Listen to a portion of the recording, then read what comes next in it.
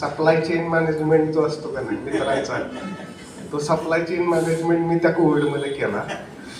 दुसरी गोष्ट, ऑक्सिजन ज्या वेळेला मी सप्लाय केला, म्हणजे माझे 35 टँकरमधले जवळजवळ 10 टँकर रिक्विजिट झालेले होते जे ऑक्सिजन सप्लायसाठी आहेत.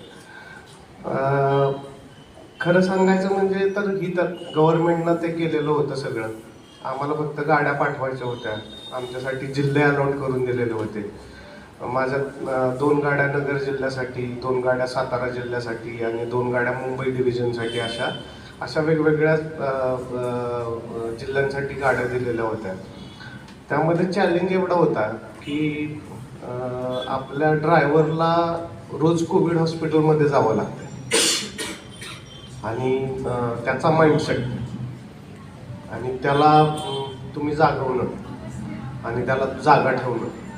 त्याच्या गाड्या प्लेनमध्ये बसतात आहेत आणि त्या तिथनं उडून जामनगरला जातात आहेत, जामनगरमधनं लिक्विड भरून आणतात आहेत. हे जे काही होतं ऐकायला बघायला छान होतं. आजपर्यंत एकही रुपया गव्हर्नमेंटकडनं मिळालेला नाही आहे त्याचा. 22 लाख रुपयाचा ऑक्सिजन मी डोनेट केला त्या काळात.